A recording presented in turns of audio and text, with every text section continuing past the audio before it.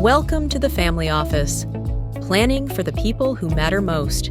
And so I have a few other points that I want to bring up, Chris, but I try to be mindful of the amount of time that I talk. So I want to address some of your other points about Iran, but I'll stop there and give you a chance to react to all of the different things that I've thrown out there.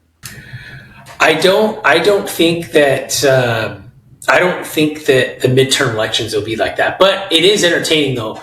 I do definitely think I don't think that the Democrats will try to do an impeachment thing again, because even if they did try to do it, they wouldn't even be able to be successful with it. And we all know how many times they failed at that crap and how many resources and time they wasted. He's only been impeached twice, but okay, I'll give you that. I mean, Bill Clinton was impeached how many times as well? I mean, for far greater offenses, with proof, by albeit.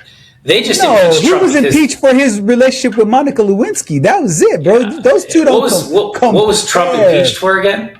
I don't even remember what they attempted to impeach. Russia? Oh, that was wrong. That was wrong. That was false. What was he impeached for? The second impeachment was for the whole. What was the first one? What was the first one for? Okay, Trump impeachment. Oh, I remember. It was quid pro quo. It was that whole quid pro quo lie with Zelensky. With Zelensky. Right. Oh my God, Len, come on. Bro, I'm not saying. Here's the point. That's like saying Governor Newsom. That's like saying Tim Walz. Okay, hold on. No. Don't do that. That you're making in a minor point that I wasn't even saying that as like a main talking point. Bro. But here's the thing. Okay, fine, I get you. But it would be a very Democrat Party thing to do, to go, let's try to impeach him again. It'd be so funny. The reality is this. Bill Clinton just won the midterms for Trump. You know why? The biggest issue. No. Hold on. You want to know why? Do you know why? The biggest issue that his base has had is the Epstein files. Yes. He releases them, fine. No holders barred. It's all coming out. There's nothing to see here. And then Bill Clinton is testifying, and during that testifying, he says, Trump had nothing and knows nothing about what was going on. And we've talked about it. You have Bill Clinton exonerating Trump from the Epstein files. So the midterms are going to be a bloodbath for the Democrats. Secondly, when CNN called their potentials a clown show card.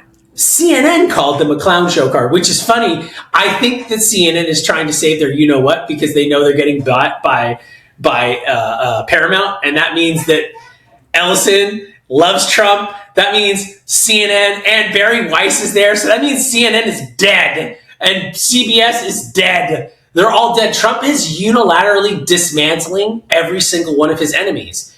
And the thing, again, that makes it so irritating for his opponents, especially Obama, like Biden can't even think for himself anymore. Especially Biden. You are majoring in all of these minors, man. We're talking about a war in Trump, man. Like, just stick there. Well, you brought it up. All right, you brought it up. Yeah, but here's what I say. 15 other points. Look. Here's the thing. Okay, here's the thing. Right. Here's the thing. Mm-hmm. Trump is going to clean up in the midterms. I don't think anything else is going to happen in that regard. J.D. Vance or Marco Rubio will be the next president. Grok already predicted it. They're gonna parade Kamala out there in a primary with Gavin, and it's gonna be an absolute disaster. But first and foremost, the war with Iran. This war is purely because there's a lot of reasons for it, but you can only talk crap so long before you get punched in the face, and they're getting punched in the face right now. And you can only do Iran's government, not Iran, but that administration. Secondly, and before anything, to end all be all, and I'll throw it back over to you, no one likes the way the country's become with the new leadership. And how did the new leadership get into power? How did they get into power? It was a coup. I mean, yeah. It was a coup, right? Okay, so the guy that got in via coup, who took the country from great to abysmal, we should go in there and protect them and get them out anyways? Because again, the position has been that no one wants to touch this guy. Just leave him in Iran. Let him do whatever he wants. Let him murder people, kill people, commit slavery, commit acts against people, genocide, terrorism, all the nasty things. Just let him keep doing it. Just let him until it hurts somebody. And then once it hurts somebody, then we'll go in and police it. Those days are over, and that's what Trump's showing everybody. Trump is showing everybody that the days of thinking you can act however you want to act and just talk crap, they're over. And no one can question him now. No one can. And what irritates all these big leaders is they all know is that when he's in a room, whether you're an ally or an enemy, he is the biggest alpha, and they're all mad about it. They're mad. Okay, but all of those points may be true. Because Len, how would you do it? How would you do it? What would you do with Iran? Just let it continue to keep being a cancer to the world and a cancer, and most importantly, not a cancer to the world, Len, a cancer to its people that are there suffering under this regime. Stop, Chris. Okay. So I've never met someone from Iran that's happy about it. Let me address that point specifically, then I'll answer your overall big question. Because I think the bigger question is what is the nature of the relationship between Iran and the United States? That's the bigger question. So I'm going to come to that second. The first part you talked about was, what should we do? Just let him do whatever to his people? Bro, that's a scapegoat, because in that case, then why wouldn't we go and attack Israel for the genocide they're issuing in Gaza? That's not a genocide. Bro, That's not genocide. Yes, it is. It's not a genocide. They're both committing genocide in each other. No, they're both. They've been creating. Chris, they both have been murdering each other. Like, there's no genocide happening there. That's a war, dude. So is it genocide? So is it genocide in China right now? What's happening with the Euro guys or whatever? That's totally different, bro. See, how is it different? Okay. Is it genocide in Ukraine right now with Ukrainians getting killed and Russians getting killed because they're at war still? Chris, there's a difference between war and genocide. Now, if you go to just the Palestinians and Israel were in active conflict. Dude, there's a difference between war and genocide. Let me break it down. Okay. A war is when you have two opposing forces that are and I'm talking like a kinetic military hot war where, they're actively shooting each other, right? So you have men in combat on both sides that are actively trying to exert their power on the other side. Okay, that's one thing. A genocide is when you go and you indiscriminately kill men, women, and children for no specific reason, and you do it on purpose. That is what's happening in Israel. That's what's happening in Gaza. So let's take that point. That's an issue that I have. But the bigger point, the question that you talked about. And by the way, all of us have issues with that. All of us have issues with that. Of course. And I'm not suggesting for 1 second that you don't. So no. I know that. I know that. Okay. So my point to that is that they purposely do. Okay. Here's the thing. Can you still hear me? I can hear you. Yeah. Okay. So here's the thing. Mic check 1 2 1 2. Oh man. So here's the thing. So you said, how long are we going to take what Iran has been doing to their people and stuff like that? That's a false narrative that's been spewed by the administration to justify their actions, because they've been saying death to America since the 1980s. Like, that's not a new thing. They've been doing what they're doing to their population since the 1980s. There's many countries around the world that don't do right by their people because of the leadership they exert on their people. We just pick and choose which ones we want to have an issue with. So that leads to my bigger issue. What is the challenge that Iran poses to the United States? Well, before June, allegedly, it was the potential for nuclear weaponry, because we've always believed that Iran was a clear, legitimate, existential threat if armed with nuclear weapons, because one, they say death to America, and they also want they want Israel to cease to exist because they don't believe that they have a right to exist. Okay. So from that standpoint, then that's the reason why different administrations would interact and negotiate with Iran. So, and that's the reason why Trump went and had their bunkers blasted and their nuclear weaponry obliterated.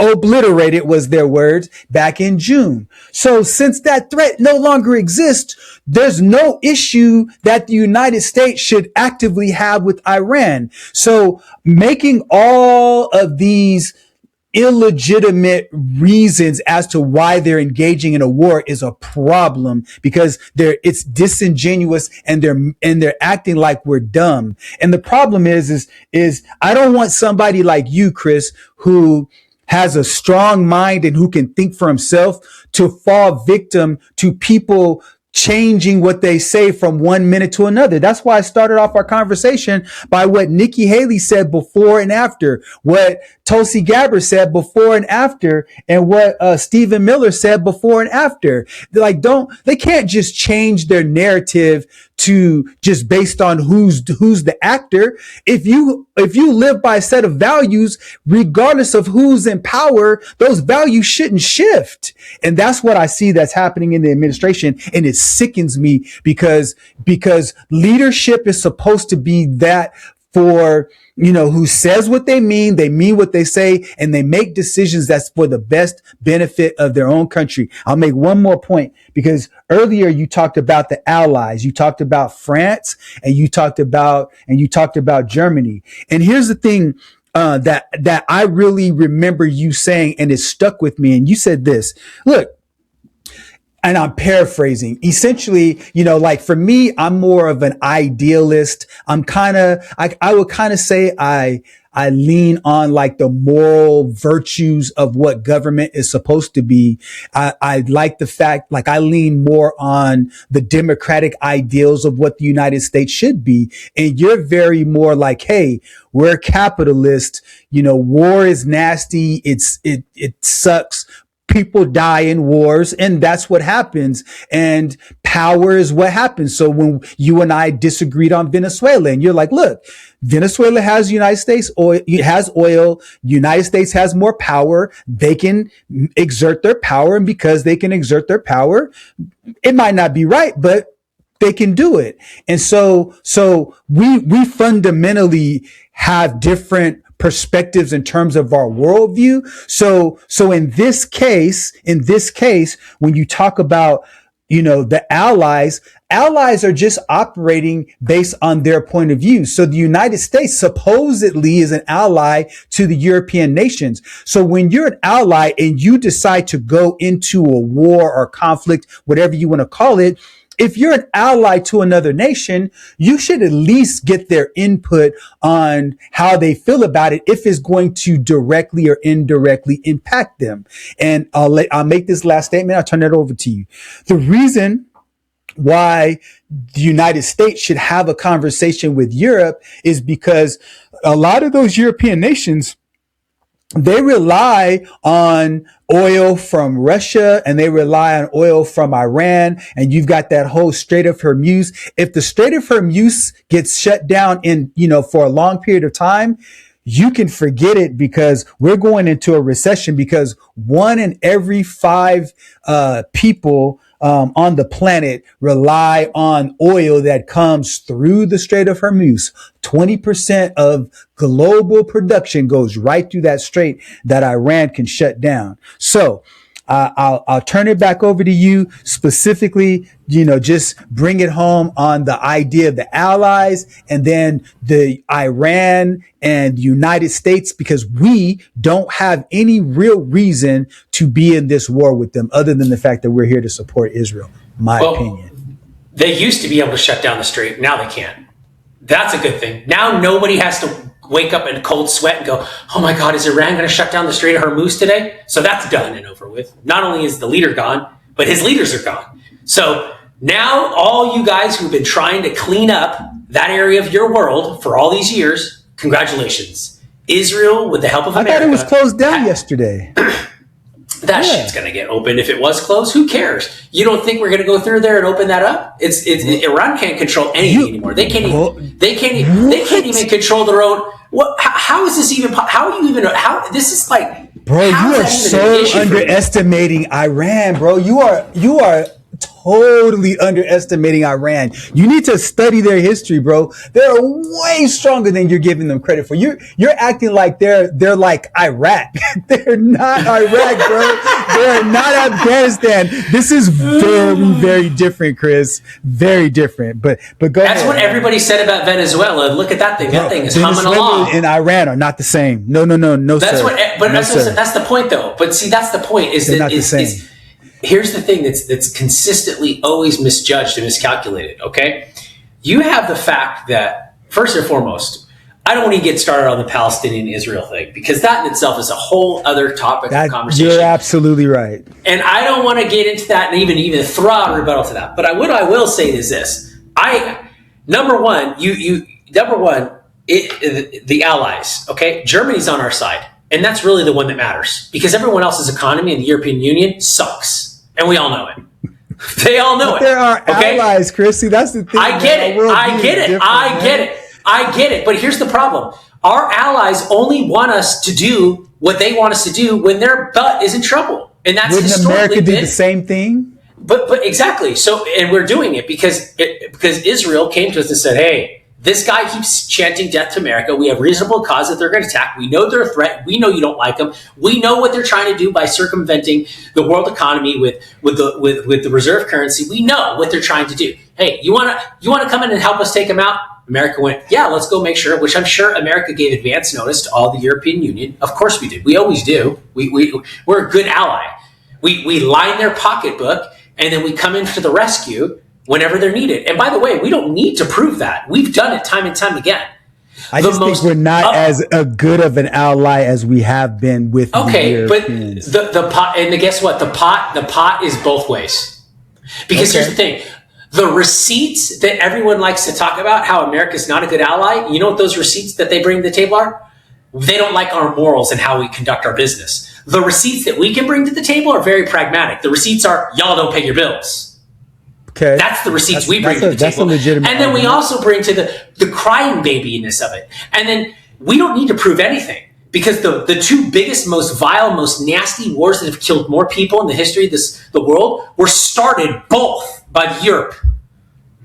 Both. I would agree with that too. World War I and World War II were both. And guess what? America didn't want anything to do with it, Len. You know this. But we came in and we shut that crap down for everybody's behalf. Well, guess what? When Iran starts World War III, 2 years from now, 4 years from now, 6 months from now, whenever it was, America would have had to do what? Please come help us. Please. We just decided to say, you know what, guys? We don't want to take the call 2 years from now. We're going to do it now so that we don't have to take the call 2 years from now. And bonus, we'll stop China from trying to circumvent the United States as the world currency, which we already did with Venezuela. And we're doing it again with Iran. And we're pretty much gift wrapping peace to the European Union, saying, okay, guys, guess what? We took out the biggest threat to peace in the Middle East and the European areas. Can you guys go manage this stuff now? Except don't let the UK do it, because let's not forget that Great Britain has a history of imperializing the entire world. See, everyone likes to forget that the sun never used to set on the British Empire because it was everywhere in the world. We just like to talk about how America does these nasty things. I'm sorry, I'm going to stand up for my country. My country, our country, went out there and did what the rest of the world is too lazy, too inept, or too financially responsible to want to do. Or they just don't want to get their hands dirty. But Americans, we got our hands dirty. And they don't like that. You see Macron, he parades around like he's like this prince or something. Like he's like some Hollywood guy, like he's on a movie or something. These guys are a joke. They're a joke. And thank God we have a German chancellor that has a brain for a brain instead of a butt for a brain. I'm trying to calm down on my vernacular a bit. But they just don't like the way we do things. They don't. They just don't. And our allies, I'd love to see them do something then about it. Instead of, see, our allies, Len, they're too reactionary. They're just going to wait until the proverbial poop hits the fan. And then they're going to go, America, please come and help us. But there's and a those reason days for are that. those days are done. What's the reason? They're financially broke. And then last point. This is, to me, Len, this is the most craziest thing, because you're saying, Len, Chris, you're smart. I don't want you to get duped, right? By this. Len, I don't want you to buy product from a terrorist or drug dealer, but you're encouraging the European Union and all these people to buy oil from Russia and buy oil from Iran, when what they should be doing is they should be buying oil from us or Canada, or guess what? Bing, bing, Venezuela, baby. Because now we just opened up that supply chain. Or even better, drill your own freaking oil off the freaking sea somewhere like we do and pollute your own. Or I know, better yet, why don't you stop pillaging from all the African countries and start helping them develop resources instead of pillaging from them that you've been doing since the British Empire imperialized it. See, those are the things that I have an issue with, because we constantly want to call it America, but America's the only one doing anything. Because everyone else is just, well, we're just going to sit down and wait for it to get worse. We're just going to sit down and wait for Iran to launch a bomb. I know, better yet. And I'll wrap it up. Because at the end of the day, I don't think anybody would, if given a choice, I don't think anybody wouldn't raise their hand and beg to take the morality of the United States governing the world versus the morality of any other country in the world. I guarantee it. And guess what? We've earned that time and time again. We've earned it by propping everybody up and solving everybody's problems. And now I'm not saying that we're all good intention. We have a lot of bad crap we've done. We are not innocents. We're not saints, right? But that stuff that we've had to get involved in, I'm sorry.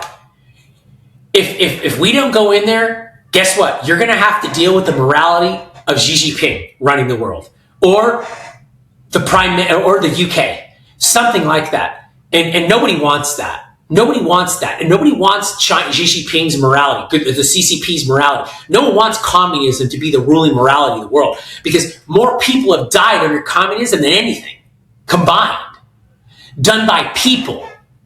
And see, that's the problem. The people that run these governments, Len, think they're aristocrats, and they want to hold on to that power. So, yeah, it should be done. It needed to be done. Is it convenient? No. And I think war is fought very differently. And yes, all of us have a right to have PTSD with the Middle Eastern wars, albeit first started by Bush Sr. Granted, he did a lot of good with it. Continue with Clinton, continue with Obama, continue with Bush Sr., and continue with Obama under airstrikes. Trump just trying to close the chapter, fine, once and for all. And the last chapter that needs to be closed, the only person committing all this crap in the Middle East is what? Ding, ding, ding, ding, ding. Iran. Iran's so mad it's shooting its own neighbors. Saudi Arabia, Kuwait, UAE, the Emiratis. I mean, even Saudi Arabia. So the oil stuff, you're encouraging these countries that are supposedly our allies to buy from the known terrorists that we have sanctions on, instead of saying, hey, US, can we get some oil, baby? Yeah, we have no problem. In fact, why don't we build ships together, and why don't we build a transatlantic pipeline and pipe resources back and forth to the Western countries? Instead, our Western neighbors just want to complain. Sorry, Len, I'm going on a rant. Back to you. So there's a lot to unpack. Okay, but here's the thing, and I won't take too long. All right, so the thing that's so important to understand is that every country will act in its own best interest. And the United States, Iran, Germany, France, England, Venezuela, Israel, no different. Every country acts in their own interest. However, in the process, you have to understand that no one country has the power or the might to unilaterally act on their own interest. And I believe that the strategic mishap that history will tell about what's going on right now is that the United States it's one of two things. It either believes that it has the military might to exert its will on anybody at any time. And that would tell why the United States doesn't treat our allies like allies. Or that the United States is concerned about its waning world domination, and they're doing everything they can to buy time for AI to bail us out. Because right now, you can't tell me that the United States is acting in a way that's long-term thinking from the standpoint of the deficit spending that we're doing right now and taking away from our children and our grandchildren, because all of these deficits, we're creating and producing just to pay down the interest on the debt. We're just servicing the debt. So one of two things are happening. Either the United States believe that we're so big and bad that we don't have to listen to anybody, or we believe that it's just a matter of time before China becomes the world dominating power. And so when you act like that right now, there's this term called a gambit, where it's like, I'm all in. We're either going to win this bet and we are going to prosper enormously, or we're going to lose this bet and we're going to burn out in flames. And I have no idea. It's probably going to be somewhere in between. But I say this, that as a country, we need to understand that we're really at a crossroads in this global game, and we've got to understand where we stand, because the reality is that if our allies do anything to sabotage the United States, it's not in their best interest. And that's why I started off this argument by saying that everybody operates in their own interest. If France and Great Britain decided, hey, we want the United States not to be the dominant power, they're not going to be the ones. They don't have the arsenal, and they don't have the technology. See, right now, we're in a completely different economy than we were when we went from the agrarian age to the industrial revolution. Right now, we are in, what some people would call a techno-feudalism, right? And where you have the barons that rule Meta and X and, so on and so forth, the Palantirs and Anthropics and so on and so forth. They're the ones who have the real power, and we're the serfs, where we're, mindlessly on these all day, and they're psychologically controlling us. Now, all of that is connected to what's going on right now. I'm going to make the connection here. Okay. So the thing that Europe needs to know, and I believe they know this, is that they have no dog in the technological fight, and that is going to ultimately bring them down. It's the United States and it's China. So all of the allies of the United States have a vested interest in the United States being in alignment with the United States, because, they say the enemy of my enemy is my friend. So based on what you're suggesting, and maybe I'm misinterpreting what you're suggesting, so if I am, please correct me. What I'm hearing you say, Chris, is that France and Great Britain and some other people, the European countries in NATO, would like nothing more than to see the United States not being at the tippy top of the world order. And what I'm saying to you is that it is not in their best interest to not want the United States to be up there, because if they're not, if the United States topples, China's next in line. They're already there. Why? They have the manufacturing, they have the technological infrastructure, and they have the ability, and they have the number of people, they have the military might, because here's what's happening. As the United States, every single bomb they drop, guess what? The arsenal is going down and down and down. And all China has to do is say, you know what? I'm just going to wait. We're going to wait this thing out. We're going to keep building and building and building. And when the time is right, we're going to not have to use our weaponry, but we'll use it as leverage. Because why? What Macron recently said is that something to the effect that, you know what? The only way to have respect is for people to fear you. And the only way for people to fear you is to be able to have the military might that makes people respect you.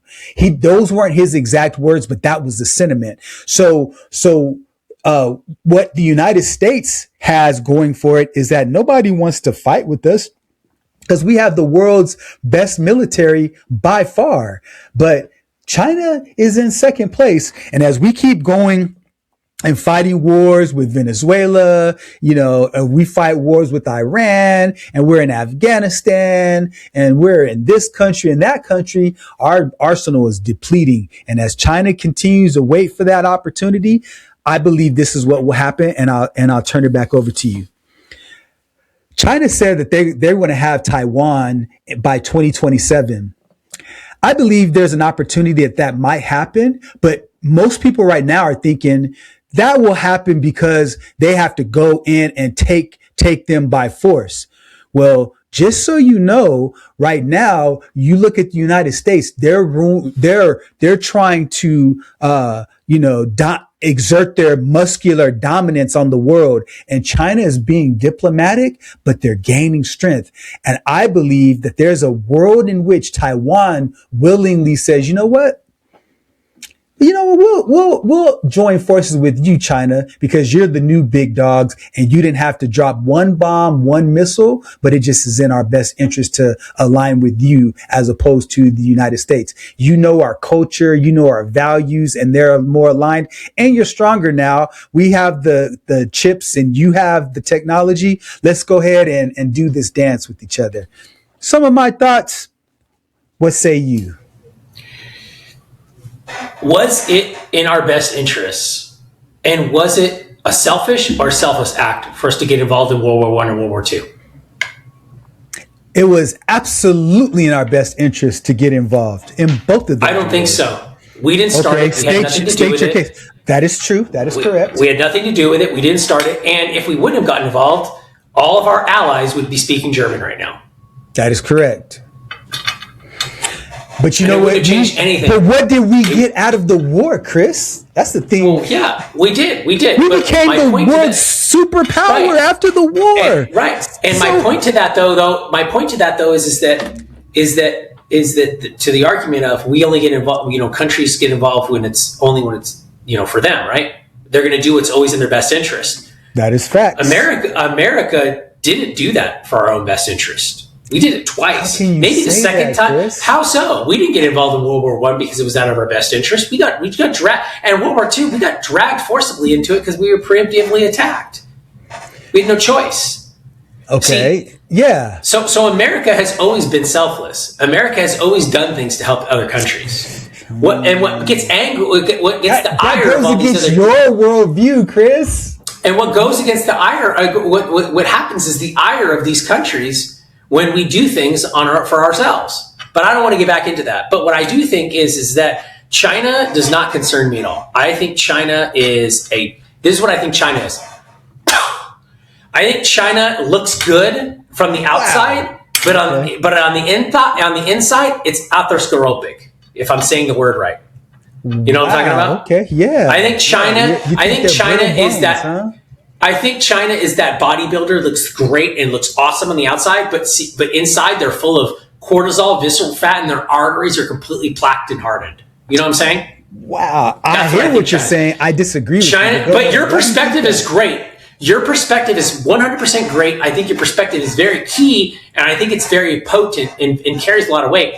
But what I don't think people understand is that number one, America has so much ordnance and so much munition that we could dump it all on Iran right now and still have a whole entire stockpile. And to count America as, if we ran out, we wouldn't be able to build anything. We proved that we invented that strategy. The strategy that China thinks they use right now, which is, we just produce a lot, we invented that strategy. It's what won World War II against Germany. Because the Third Reich looked at America and went, we'll just have better equipment and we'll technologically outmuster them. And America's attitude was, who invented the throwaway culture of the world? America has. Because the Notorious B.I.G. even made a rap song about it. Throw it in the gutter, I'll go buy another. That is America. So the fact that you think you can outproduce America in military might, don't even think of. Because what most people don't realize is that there's an economy and an operating system that America has that everyone's allowed to see. And then over here is the operating system and the economy that none of the world is allowed to see. And it might be maybe some conspiracy stuff or some National Treasure. Those are great movies. Remember that when Hollywood used to make great movies? National Treasure stuff, maybe some Masonic stuff out there. But I do believe that America is so secretive, just like Lady Liberty. The French got that right when they made Lady Liberty for us. Because Lady Liberty only shows you her arms and her ankles a little bit and her face. That's all you're ever allowed to see of America and what we're really capable of. America is the proverbial iceberg straight ahead for the RMS Titanic. They just seen the teeny little piece on top, but what was underneath? You just don't see it. And we'll never show it. We'll never show it. We are so good and so freaking prepared for this stuff. Because at the end of the day, what always gets people, what always will get China, the European Union, our allies, even Japan, is that America is based on Judeo-Christian capitalistic values. And when the rubber meets the road, you can't beat that. And I'll wrap it back up and throw it to you, because here's what's getting ready to happen. Everyone always likes to say China's dominance, right? They have manufacturing dominance, right? Their dominance in manufacturing, okay? No one can compete with them. China cannot manufacture. That's always what everyone says. But the reality behind this is that all of that is getting ready to become obsolete. Watch what happens when manufacturing. When we said we're getting ready to, we went from agrarian to industrialization, right? And now we're going from industrialization to whatever it is, technocracy, whatever you want to call it, a mix of technocracy, meritocracy, whatever. Techno-feudalism. Yeah. Techno-feudalism. Okay. What we're getting ready to do with the business leaders and the minds like Elon Musk that we have in this country, we're getting ready to make manufacturing as we know it completely irrelevant and obsolete. And that's what people don't see and people don't know. With the advent of AI, watch what happens when we look at, because China makes their manufacturing, which by the way is brilliant for the current world, like in sections, right? So like car parts getting manufactured in this area of the country. You get what I'm saying? I think you sent me even a video about that, or I watched something on that. That is all going to become obsolete. Yeah. It's going to become watch when we build manufacturing warehouses that are going to go get deployed in space and go between low Earth orbit and Earth orbit. Watch when that happens. It's getting ready to happen. It's happening right now. Manufacturing as we know it will cease to exist. And China's going to wake up and they're going to blink and they're going to try to turn them on a dime. And what's going to get them? Declining birth rates. And the ability to have a workforce. Even in the advent of robotics and AIs and humanoids, watch what happens. They're going to go like this. Because at the end of the day, you cannot mess with Judeo-Christian values and you cannot mess with capitalism. Unless you find a system that outperforms that. And we have yet to do what? Because capitalism rewards merit. And the people that run the rest of the world, Len, and you know it, the dictators of China, the dictators of the aristocrats of the European Union, the terrorist dictators of Middle Eastern countries, like Iran, not saying they are all like that, especially like UAE, Saudi Arabia, maybe. The princes, all these guys in the rest of the world, guess what? They're all in love with themselves. And they can't get around the fact to give power to the people. America gives power to its people. And that's something they will never, ever, ever, ever, ever understand.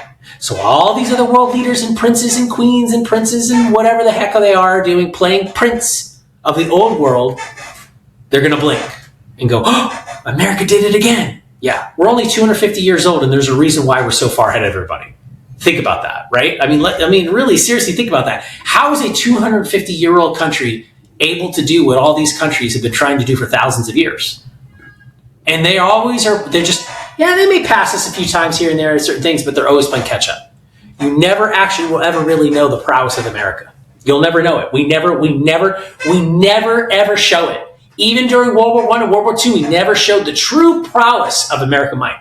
We showed a little bit of it just now when we swooped in and I don't even want to say hostile takeover. We swooped in and helped and liberated Venezuela, right? Just like we're doing right now. Nobody would argue that life in Iran was better now better today than it was before this guy couped his way into power.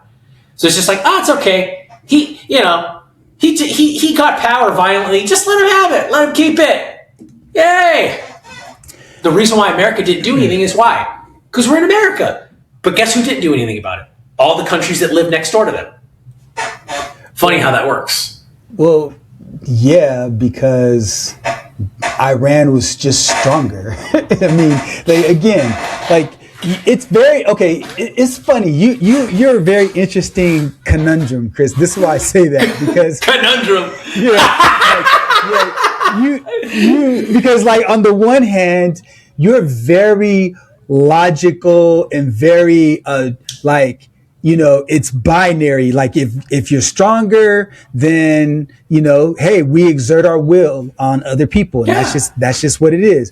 But then on the other hand, you're super romantic when it comes to America, and the values and all of this stuff. Look, there is a difference between operating out of a Christian worldview than it is operating out of a democratic worldview, than it is operating out of a capitalistic worldview. Those are three different worldviews. Now, America has adopted aspects of each of those worldviews, but I would say the number one of those worldviews, what would you say it is?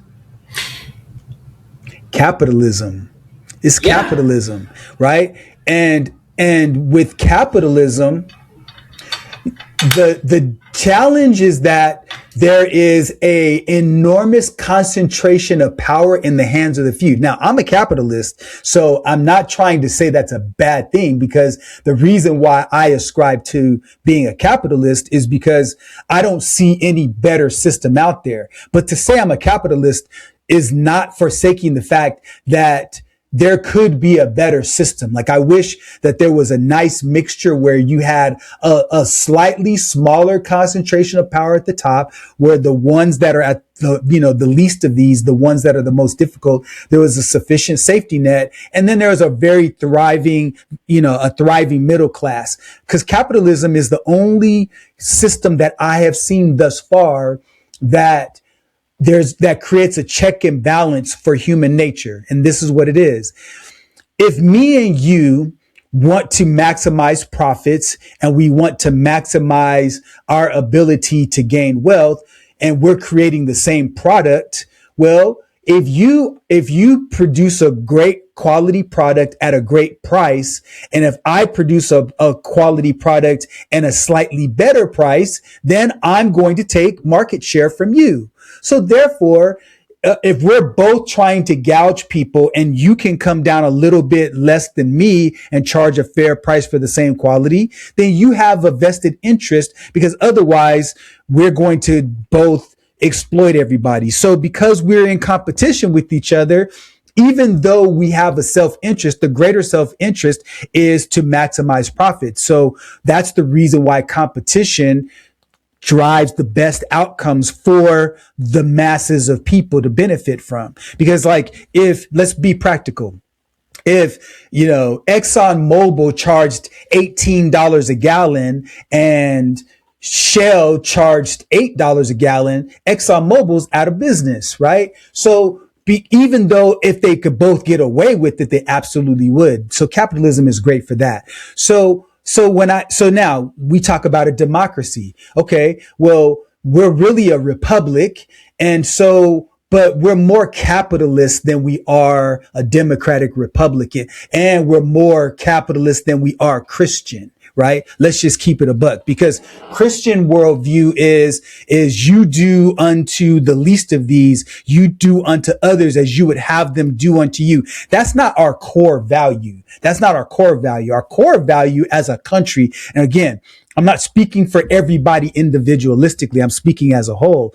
Our core value is we want to maximize profits. We want to have the greatest opportunity to have financial gain. And we want the greatest opportunity to be able to go after that by our gifts, our talents, our skills, and our efforts, and all of that to add value to the marketplace. So as a country, we are going to operate from those core values. And at the end of the day, this war ultimately always, to me, will come down to what's the most core of the core values. So if you've got Christianity, capitalism, and democracy, the most core value, I'm not going to flip my finger, the most significant core value is capitalism. So if you follow the money, Chris, if you go to every war that we've ever been a part of, follow the money. And so I'll wrap it up with going back to your initial point. You talked about us being virtuous and getting into World War I and World War II. Okay, well, we're bombed at Pearl Harbor, so of course we're going to be dragged into the war against Japan because we have a right to defend ourselves. We didn't start that war, but we finished it. Okay, I understand that. But at the end of World War II, and then with World War, with Hitler, having an opportunity to take over the world, we didn't want to speak German here either. So we saw that if he's going to Russia and to Italy and he's just taking over and over, we saw that ultimately if that guy's left unchecked, he's going to find a way to come across those waters and come get us. And so we were like, no, we're not going to do that. But my biggest point in all of that was that when all the dust settled, you had the Bretton Woods Agreement that took place in 1945, right after the World War. And we had all the gold and we had the military might. And that's when we had that hockey stick of growth. So to suggest that we did it for altruistic matters, that's not entirely true. We had a vested interest in getting into those wars. And by getting into those wars, it shifted us to become the big bad dogs on the country, on the world scene. And we're experiencing the spoils of that by having the world's reserve currency. And that's the only reason why we're able to be the big bad dogs right now. I think what you saw is you saw a post-World War II world. And what you saw is the best strategy won. And the best strategy was capitalism. Everybody got a chance to put all of their strategies on the table. I mean, look, everybody got a chance to test, colonialism. Everybody got a chance to test socialism. Everybody got a chance to test communism. Everybody got a chance to get monarchies. Everybody got a chance to test all these things. So America said, hey, we're going to test out this thing called capitalism. And you can't get mad at the fact that capitalism, that system allowed America to have the hockey stick, because when you plugged in all the ingredients that you did, capitalism afforded all of those ingredients to flourish the way they did. Just like if you put Miracle Grow fertilizer in your plant, it's going to go whoosh, and it's going to flourish, right? Versus, a regular soil. So regular soil is communism and our aristocracies, or, whereas, Miracle Grow is a pot with capitalism in it for soil. And that's really what I think you saw, just to explain it that way. But I remember we in high school for literature class, they made us read the Book of War. I don't know if you ever read it or not, but I hated it. Number one, I didn't like to read when I was in school, but number two, I hated it. I didn't want to read it. I hated it, but I read it. And when I used to come home, I'll tell you, my dad used to watch the black and white war movies, World War I, whatever those were, right? So I don't like it. It's not. So I'm not happy about the fact that it's happening right now, but I understand. I understand why it is happening, and I just think that there's a good reason ultimately for it, other than just, hey, we want to take their oil. I think it's just bigger than that. I think it's just so simple for everyone to say, yeah. And it's a good point, Len. That's a solid point where you're like, we're capitalist verse, because I can see that. Like, it's hard to argue that. But I don't think that we're going in there because, and maybe we do, I don't know, but I don't think we're going in there for resources. I think ultimately we're going in there because nobody wants to get the phone call after something bad happens. And I think we're just going there to prevent that phone call from happening.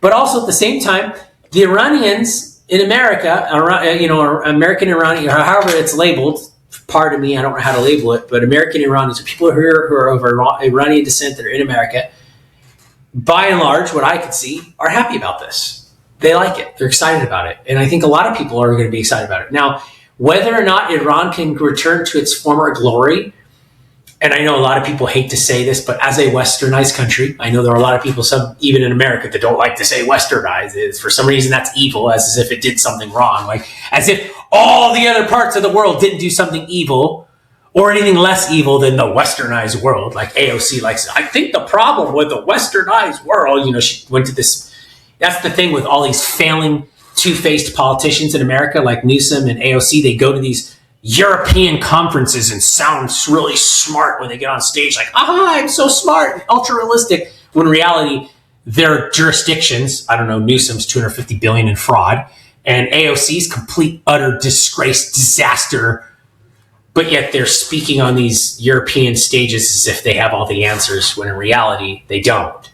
They're just get sympathy and empathy from these European leaders who still think that America's just going to sit there and go, here you go, just suck some more off of me here. Like Europe is just a giant vampire. Like, I'm going to suck your blood. Like, that's all it is. It just drains the energy and resources from the rest of the world, and then that's it. And then complains about it. And then tries to influence our politicians by going, here, come feel important by speaking at this conference. It's a disgrace. It's a disgrace. It's a disgrace. But again, it's our system. And you got to respect it, because our system allows people like that to do these things. Because if you did this in Iran, they'd be dead. Their head would be cut off. Like, Wakatella, done. If they said this in the UK, they'd be in the stockade without a trial. And if they did it in France, they'd get the guillotine. And if they did it in Spain, they'd just go missing and no one would see them ever again. Right? That's just the way the rest of the world works. No, but interesting, I mean, the Europeans are soft, and now if they're pretty outspoken in other countries in Europe, man. Like people. No, they are. They are. They definitely. But go ahead. I understand your big point. Your biggest point is that they are. We have an opportunity to have freedom of speech. We do. And even though we disagree, they have opportunities to articulate their speech, even if they're disagreeable. I understand your point. So look, I mean, you don't have those. Look, you don't even have free speech in a lot of European countries. You don't have free speech. You can't do what you do in America. You can't even own a weapon. It's definitely a lot. Think about how freedom of fundamental speech and the right to bear arms are very different. Right. But so anyway. let me say this, Len. Think about how fundamentally. And we could probably wrap up with this because we're about that time. Think about this is what scares me the most. Okay, this is what scares me the most, and this might be controversial for some people, but here's what scares me the most. By and large, the rest of the world, you are not allowed. Organized world, mostly Europe, you're not allowed to own weapons, right? Yeah, that's definitely like you can't. You can't, right? Mm-hmm. That's true. Do you? America is by and large the only country in the world that allows you and I to freely own weapons. If I want to, I can go buy a tank if I want to and park it in my backyard. Especially in Houston, because guess what? There's no zoning in Houston. So it's by the way, what makes Houston real estate so attractive, Len? There's no zoning. You can have a Quickie Mart right across the street from a single family residence. It's wild. I don't think that's smart, but I don't think it is either. But it's just wild here, right? Yeah. Okay. But doesn't that fundamentally scare you? Because the here's the idea thing. of not being able to own a gun. Yeah, doesn't that scare you? That scares me because it's a double-edged sword. But why does it scare you? Why does it scare you? It scares me because it allows a government to own weapons and its people not to. Yeah, man. But I mean, we saw how that played out in Minnesota the other day. I mean, a guy is out protesting. He has a gun, and They used that as a justification to kill him in broad daylight, and he wasn't brandishing it. And so, like, you get to, you can't argue both ways, man. Like, and I'm not talking about you, but if we have the right to bear arms, don't use that as a justification for killing them. Right, but so I'm not familiar with. I agree with your point generally. I'm not familiar with that situation. Go ahead, Chris. It just seems I'm not familiar with that situation in Minnesota. Is that's Bro, are you talking about the ICE protest? We talked about it. Are you talking about that guy? The Pretty guy. Pretty? He was out. Give me a break on that, Len. Pretty, come on. He assaulted an officer. He got in the middle of an active apprehension. What I'm talking about right now, Len, Chris, Len, I don't want to talk about Pretty. No. What I'm saying is Len, is at a high level, doesn't that scare you at the fact that could be taken away from you? That your government, the people who make the rules on your behalf, are allowed to own weapons, but you're not? That doesn't scare you at all? That doesn't, you don't think because here's the thing, they're still human beings, which means now you have no way to defend yourself against your government. Because here's the thing, do you think for a second that the riots and I remember I called a client last week. I got to check on her, by the way. Her son was stuck in Puerto Vallarta for 3 days because of because the Mexican crazy at the Hilton, right? Because do you think the cartels would have such a stronghold on Mexico if the Mexican citizens were allowed to bear arms? Hell no! There would be none of that crap going on in Mexico. Right, that's what I'm saying. That's what I'm saying. What I'm saying, that's the problem. An argument. No, but how? Because here's the problem. But here's the problem. We have cartels in America. They're called gangs. We have them here. They own guns too. The problem is that constituents here own guns. So the gangs here can take over certain areas, and they do. Hey, don't go over there. That's gang territory, right? But by and large, it doesn't mean that they're doing what. You don't see gangs doing in America what the cartels do in Mexico. No, for sure. And the reason, do you think the Ayatollah would have been able to destroy that country and enslave the Iranian people for 30 plus years if they had the right to bear arms there? Hell no. Hell no. Okay. Hell no. All right. So I'm going to respond. Okay. So first of all, I want you to know that I agree with you that citizens of any country should have a right to bear arms. I believe that is fundamental, and I believe that it is, because one thing that I would say that the framers did that was brilliant is creating that system of checks and balances, because everybody, again, operates out of self-interest. And so when you have that and you have three different systems where one provides a check on the other, there isn't any ability for one to go out of check, assuming all of those aspects of the system are operating properly. Okay, back to the whole gun thing. I agree with you that every country should be able to give its citizens the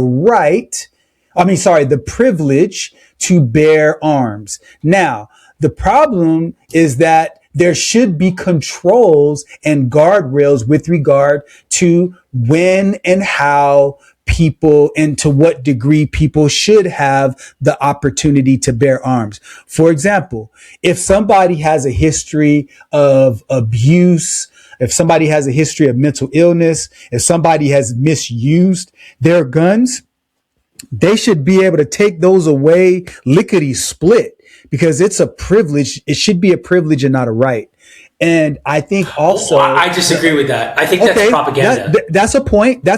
You can make that argument, but when people that should not have guns have them, that's all I'm saying. Like, I think that there needs to be a stronger system that allows the right people to bear arms. Like, if I want to have a gun to stop the bad guys from coming into my house, I have the right to do that. I have the right to defend myself, whether it's, a thug around the corner or the government trying to come into my house to do an indiscriminate check. I agree with that wholeheartedly. I just think that in a country that that does not have the right type of gun restrictions, that's why you have situations where these mass shootings happen. And, somebody just said, the argument, well, it just happened in Canada, last week or 2 weeks ago. So, but that's such an isolated incident. You can't argue that gun violence is so much more rampant among American citizens. I'm not talking about like civil wars and coups and stuff like that. I'm not talking about cartels and things like that. But I'm just talking about, a random person goes and shoots up a school. It just happened just a couple of days ago, and it happens over and over and over again. And so I agree with you that we should have the privilege to bear arms, but I think that it should be earned, and we need to show consistent proof that we can handle the responsibility of owning a firearm. I don't think it's a privilege. I think it's a right. And I think when you say it's a right, I think that's that dangerously leans on the category of propaganda when we say it's a privilege to bear arms. I think it's that's a good argument. I'll give you that. I am 100% in agreement with you on restrictions, and I'll go even further to say I think restrictions should be harder, and I think there should be like waiting periods and all of those things. And there definitely should be. Hey, Len, it's show here, there's databases for everything. I just did new auto insurance a couple days ago, right? And I didn't know this, but it runs these LexisNexis things. I had no idea how many different things it runs and what Clue is and all these different things, right? Like it said, oh, we have to raise your premium by $10 because you had a comprehensive claim in 2024 for more than $1,000. It was for somebody stole my gas cap off the car, like the door, the window that covers it and locks it. They ripped the whole thing off because it was locked. But either way, I just think that when you look at that, when you look at the different background checks and the waiting periods, it should go, oh, Len, I see here that you bought 2 shotguns last month. Look, you got to wait until you can buy a rifle, whatever the case may be, right? We should spend resources on AI. that. There's so much all access that stuff, right? to quick data. Like for example, I can understand you're enthusiast and all that stuff, but there needs to be background checks and underwrite these people. Like maybe gun owners need to go for every 2 years a mental health check. I don't know, because that seems to be the biggest issue. I mean, mental health in this country, Len, especially right now, is absolutely terrifying. And again, we're too busy building high-speed rail that doesn't exist rather than investing in statewide mental health checks. By the way, the state of California could lead the country and have a complete free utopian healthcare system with the amount of fraud and abuse. I'll take the word fraud out of it, so I'm not propaganding anybody right now. But with the inefficiency of California's budgeting, they could have a complete 100% universal healthcare system for everybody in the country. Because with just $20 billion alone, you could do universal healthcare for every minor under 18 in America. So that's sad to me right there, right? So I agree with you 100%, Len. Background checks, security checks, restrictions, they need to be there. You do, but you absolutely have a right to protect your own right to survive. I think we're saying the same thing, but I agree that. But I just don't. What you said is a privilege, and you're saying what you said is a right. I can see to that. And for me, it just terrifies me again. And I guess that just goes back to and I guess we can wrap up here. We'll go over everything that we wanted to go over next week, and maybe include some stuff that happens between then. But right. This just goes back into my bucket or my main global argument of whose morality do we want to lead or influence or govern the world, however you want to look at it. And again, the right to bear arms, I think, is a global morality that everyone ought to have the ability to protect themselves with the means that other people use, because it's an equalizer. I can't protect myself if my government has a gun, but if I have a gun, I have an equalizer. You get what I mean? And I can go and take training classes too. I can go get body armor. I can go and take jujitsu. I can go and take judo. I can do basic training on my own and have all those things too, so that I'm prepared as best as I possibly can to go toe to toe if I need to. Because at the end of the day, that's a real possibility. Not saying it is, but you ought to have the ability to protect yourself in that regards. And I think where you see a lot of trouble come is in countries that don't have those abilities. South American countries and, obviously Middle Eastern countries and a lot of other countries. But maybe we'll talk one day why South American countries, because they get that inherent corruption from Spain, from back in the old days. But that's a different topic for a different time, Len. Don't talk about that right now. You throw zingers all at the end, man. No!